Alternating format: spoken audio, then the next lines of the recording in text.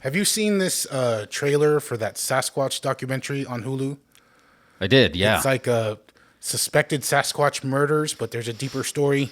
Yeah, the Sasquatch murders in the Emerald Triangle. Yeah. You know, where they, I think they're using Sasquatch to cover up real murders. That seems to be what the hook is. Yeah, it is. But I personally have my own theories on Bigfoot. What's your Bigfoot theories? I mean, I think people have talked about it just like that he's, or he, she, right? It could We be don't know female. if it's a I don't know what their Bigfoot or a lady Yeah, we Bigfoot. don't know their pronouns. But, Right.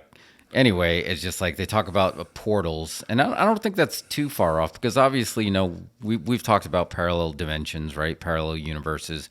We're all kind of used to that now with the multiverse. So there's no reason to believe that there isn't a being that actually has the ability, either on purpose or by accident, to actually phase in and out of different dimensions, right? Yeah, I You know, guess. Yeah, you think Bigfoot's phasing in and out of another dimension? Yeah, and I don't believe that the creature is doing it on purpose. I think it might actually be like a 4D being that actually has 3D properties, right? Like, because we're all basically 3D. And if you watch anything, if you ever watch like What the Bleep Do You Know, or if you ever start going into quantum physics, they actually show kind of the stuff like what would happen if a 3D being showed up in a 2D world, right? Yeah. And they talk about, I think they call it flatland or There flat. was a Simpsons episode about that. Yeah.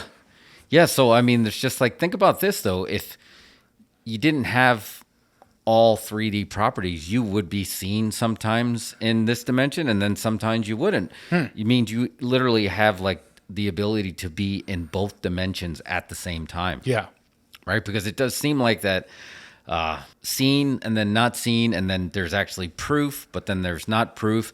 That totally makes sense. And it doesn't seem like it's I don't want to say the word intelligent because obviously that's very subjective. Yeah. I was like, good, it could be said. But what if it's just basically a being that lives in the woods in another dimension in that area, right? It's just like, and then it has the ability, like when it's running, it's like phasing in and out of that dimension. And you think that's why they can't find him? Yeah, absolutely. Because they've been looking for a long time. Yeah, because it's just like I think it's a part 3D being and a part 4D being, and I think that's why it could be right there and you couldn't see it. I mean, we do the throwback to Harry and the Hendersons at the end. Go! And it's just like basically, Can't you see we don't want you yeah, anymore? exactly. Oh man, that was tugged at the heartstrings, but you know, he was right there hiding in plain sight, Right. you know, and you couldn't see it. And that's the thing, it's just like your eyes don't have the ability to see. We have 3D eyes. How are we going to see a 4-dimensional being? So what's a 4-dimensional being? It's just basically,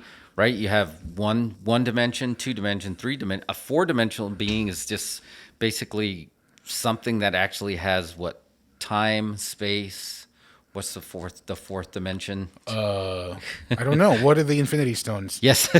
It's one of those other ones. Yeah, but it's just like think of this. It's just like it has shapes beyond the shapes that we know. Yeah. And how would your eyes be able to perceive them? Like I read, and I think this was in What the Bleep as well. Basically, when the ships from Columbus's ships started coming to the shore, the people couldn't see them, even though it was right in front of them, because their eyes couldn't process something that they Didn't know what they were looking at. Yeah, they didn't Yeah. know what they're looking at. And that probably happens all the time with like full 4D beings of just like, you know, any kind of UFOs and stuff that are basically out there. You wouldn't know it because your brain basically couldn't perceive it. Yeah, it's just like when they talk about, you know, when they started making films, and that first film, one of the early films, was just a train pulling into a station. Oh, yes. And it's just a set shot of a train coming towards you or coming towards camera. And when the stories go, back when they started showing that, people would freak out and run out of the theater thinking that they were about to get hit by a train. Yeah, it's the exact same thing because Yeah.